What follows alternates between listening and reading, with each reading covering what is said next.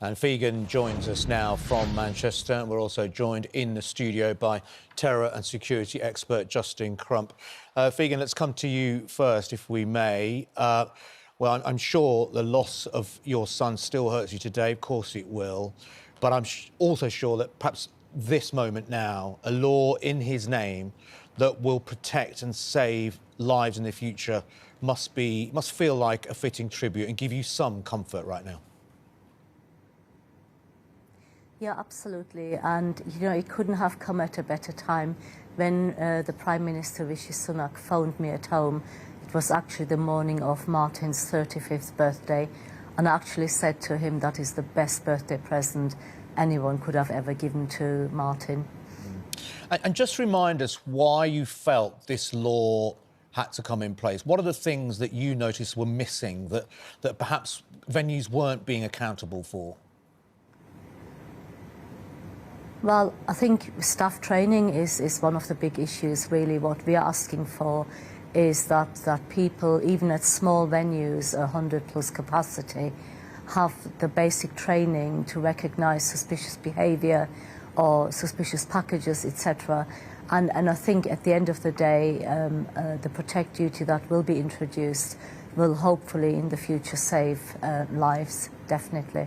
I mean, it was such a shocking thing to have happened that 22 lives were lost back in 2017, with your son being one of them. I know it took you a long time to process that grief, and I think, am I right that it was you going to another concert and seeing security after this had happened to realise that actually things still hadn't changed? Because I think we take it for granted, don't we? If we go to an event, if we go to a concert, you think, oh, well, they will have thought about the security, that will all be sorted out. Yes, indeed. I made the assumption that after the attack, security will be absolutely top-notch everywhere, and then when we then eventually did go to a very small concert, there were no security measures whatsoever, and that shocked me to the core, which is why that was in the December that year. In the January that year, the following year, I started the campaign because I felt the legislation needs to just be there. Yeah. I mean, it's such good news. Let's speak to Justin Crump, though. Justin, you're a terror and security expert. I have a simple question. Why has this not been in place before, do you think? What's gone wrong? Things like staff training. I mean, any organisation, the first thing you do is train your staff with every eventuality. And we all know that terrorism is one of the major threats in this country right now. Absolutely. And it's a great question. And the reality is this has been done in a patchwork fashion based on a sort of duty of care assessment where particular teams would take this very seriously and they would do very thorough risk assessments, really think about it. We work with a lot of companies and shopping malls and places like that really take this very seriously and understand how important it is.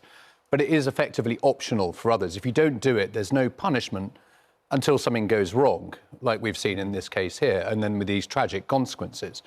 And then and only then is it thrown into the limelight. But currently there's nothing that makes venues have to do this properly. Many choose to, and we should be reassured by that, but lots and lots don't. And we've seen the consequences when things go wrong. And something like Martyn's law now, what do you think is going to be the consequence of this? How effective could this be?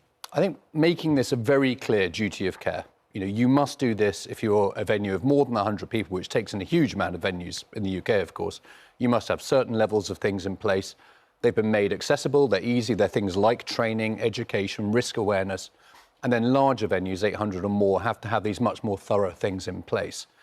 They have to have a counter-terrorism plan, a preparedness plan, a response plan, and all the things that were missing previously that made the incident 2017 quite so shocking, and others. So that will make a difference. People have to do this. They can no longer ignore it and take the risk that nothing will probably go wrong, because luckily, terrorism is relatively infrequent, and there are very serious risk here, and we're very good at dealing with it. But when it does come through, the consequences are so tragic, as Figen knows so well, that it must be taken seriously, and this makes people do that. Figen, when you spoke to the Prime Minister, Rishi Sunak, did he give you any indication of what the process would be now? I mean, you know, it's great that they've made this decision, but how long will it take until this law is actually in play and implemented and we will start to see a difference in venues up and down the country?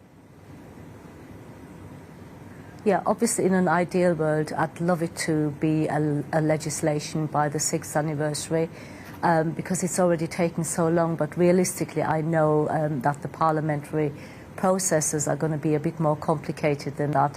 But I did say to him that I hope that it'll happen during this parliamentary session, and that's the best we can aim for. But like it was just said, you know, that risk awareness and the education, I think will make all the difference, and you know, when venues have to do it, obviously people will be protected and lives will be saved.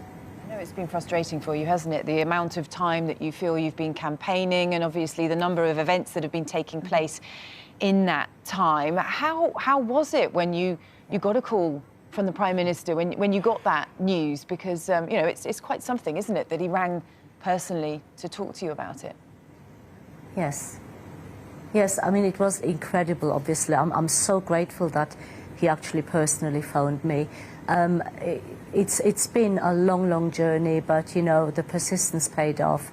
And I am so grateful to everybody, the Prime Minister, the various Home Secretaries who've been involved in this process, and the team behind everything who have been beavering away in the Home Office, who have been working very closely with us. I am so grateful to all of them.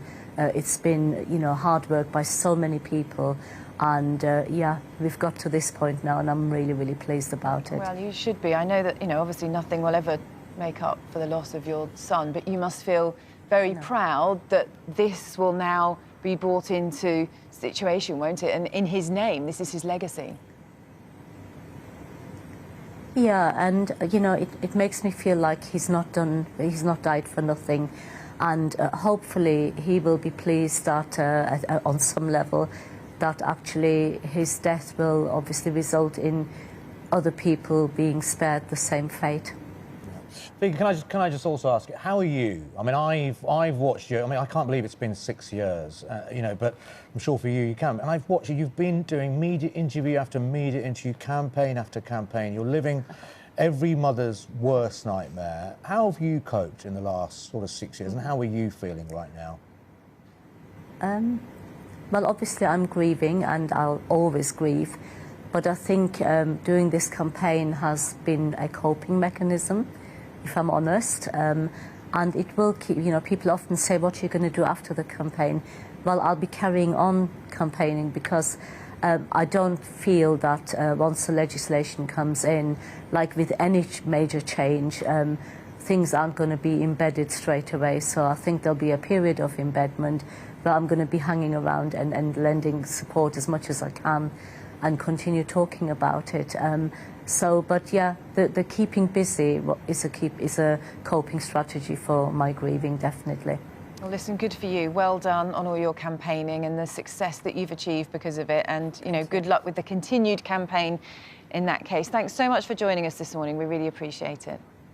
That's Figen Murray, thank you. Thank and you. Justin Crump, thanks for joining us as well, Thank you. terrorism and security expert.